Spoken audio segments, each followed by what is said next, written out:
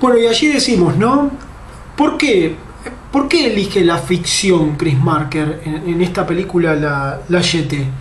Bueno, un poco también viene de la mano de su trabajo, decíamos, él era un documentalista que había trabajado en el campo de una búsqueda de exponer la etnografía, que había trabajado mucho en relación a lo cultural social, y encuentra en los rastros de lo que fue la Segunda Guerra Mundial y lo que fueron los procesos anteriores, encuentra lo que veníamos comentando, ¿no? Cómo este documental, esta ciencia, esta articulación entre ciencia, política y cine habían contribuido para el planteamiento de algunos postulados que sirvieron o que fueron motivo de la realización de la Segunda Guerra Mundial. Cómo incluso la ciencia, la técnica, había estado en función del gran exterminio que fue la Segunda Guerra Mundial, como también lo había estado en la Primera Guerra Mundial. Entonces, desde allí es que Marker empieza a encontrar en la ficción, y encuentra específicamente en La Jetée, respuestas que quizás en la ciencia, que en el documental basado en situaciones objetivas, no estaban presentes, que todo lo contrario, que habían creado imaginarios totalmente ilusorios, de los cuales se habían alimentado las peores facciones políticas. Habían creado básicamente esta monstruosidad llamada nazismo, pero también habían creado esta absurda creencia que los países de Europa, de Europa, del centro de Europa y de Norteamérica eran más civilizados que los países del llamado tercer mundo. Y esto no es menor, porque Marker siempre fue un cineasta muy preocupado por la situación en tercer mundo. De hecho, decíamos, él es un cineasta casi viajante, que estuvo en muchísimas latitudes, en China, en Cuba, en la India, en Japón, bueno, recorriendo lo que eran grandes polos urbanos, grandes países urbanizados, pero también países emergentes, países tercermundistas, que se entendían estaban más en la periferia de lo que era el centro cultural. Bueno, lo que Marker se dispone, o lo que encuentra definitivamente, es que la ficción está presente en todo, aún en los postulados científicos, aún en lo que se cree en la vereda contraria de la ficción, la ciencia, hay ficción. ¿Por qué? Porque en todos estos procedimientos de cerrar el postulado dentro de un espectro determinado y la utilidad o el uso político de estos postulados hacen que se convierta aquello que sería una observación objetiva en un relato ficcionalizado, interesado para ciertos poderes. Después también podríamos pensar si existe la observación objetiva. Hablamos en algún momento cómo la cámara, por su carácter mecánico, podría ser objetivo, pero la colocación de la cámara y la determinación de qué filmar o qué no filmar corre siempre por la subjetividad. Entonces, desde ahí hay como un cierto reconocimiento de Chris Marker a entender que la ficción está presente en todos los procesos de la vida, aún de aquellos que se postulan como los más objetivos. Y hacerlo en este momento de la historia, en ese momento de la historia, también era una forma de revalidar una ficción, pero no la mala ficción, no la ficción que fue usada por el cine de lo que era la maquinaria nazi, la maquinaria fascista o la maquinaria hollywoodense, del falseamiento de lo real o de la emulación de lo real por lo real mismo. No, la ficción que propone Marker es una ficción que jamás se postula como real. La ficción en La Jetée, de hecho el planteamiento es totalmente fantástico, pero más allá de la narrativa o de la búsqueda del argumento, la ficción que propone Chris Marker es un sinceramiento de las formas cinematográficas como una eterna ficción. El cine siempre va a ser una ficción, dirá Marker, lo dirá la Nouvelle Vague, lo dirán muchos autores que van a deconstruir el mito del cine como la ventana del mundo, como la expresión de lo real. Bueno, justamente lo que intenta Marker, lo que van a intentar estos cineastas en este momento, es decir, todo es ficción. Todo está ficcionalizado. Por eso mismo es que llega en un tiempo preciso la película La Jetée, en 1962, y también llega de una forma que incluso le da a Marker una nueva perspectiva. Y esa perspectiva que se orienta en la pulsión, en el sentimiento humano, por sobre cualquier tipo de estudio o determinación social, de tipo social. ¿Por qué? Porque, o científico también, ¿no? ¿Por qué? Porque en la película sucede algo muy curioso, y es que la película, de alguna forma, entendiendo todos estos factores que venimos hablando, está propuesta, dentro de la ficción, está propuesta como una iniciativa científica.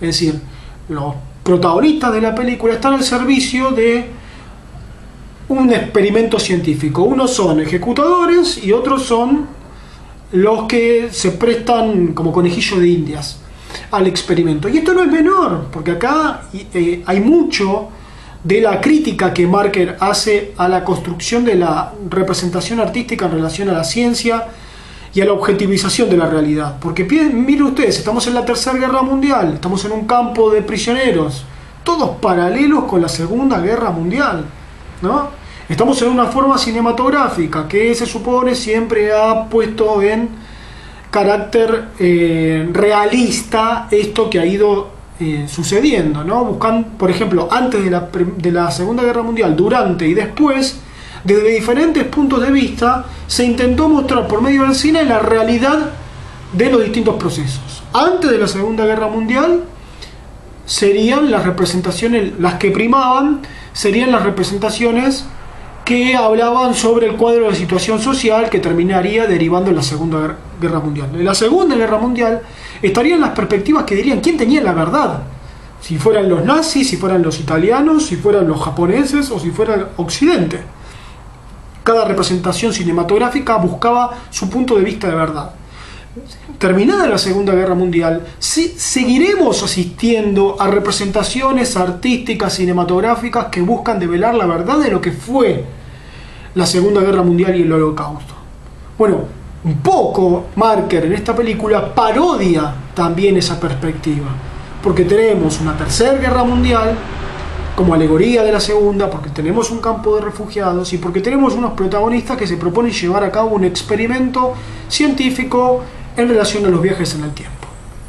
Y cuando todo va conducido por este experimento y este viajante va y viene de acuerdo a las voluntades de estos científicos que buscan extraer del pasado o del futuro las herramientas para poder solucionar ese presente tan caótico, sucede algo que de alguna forma se manifiesta como la intención de Marker en esta película. Es el manifiesto de Marker. Y es que todos los viajes, todas las planificaciones de repente se trastocan por la aparición de el amor, del sentimiento humano. A partir de allí, lo que va a conducir el viaje de este misionero, por decir de alguna manera, de este viajante, ya no serán las voluntades científicas, sino serán sus propias pulsiones, serán su propio sentimiento, será aquello que parecía perdido y estaba dentro de él, que es su propia humanidad, que se aferraba a ese recuerdo del muelle, del muelle del aeropuerto, de la explanada del aeropuerto, como un vestigio de humanidad, y que fue lo que definitivamente le permitió convertirse en el sujeto viajante de esta historia. Bueno, esa misma planificación científica se ve derrumbada por la humanidad, ¿no? Por el sentimiento humano. Y eso es lo que Marker de alguna manera propone como tesis de la película, ¿no? Que más allá de todas las respuestas científicas, de todas las objetivizaciones que intente hacer los relatos políticos diciendo esta es la verdad, el cine también como, si se quiere, el transportador de la verdad, el poseedor de la verdad.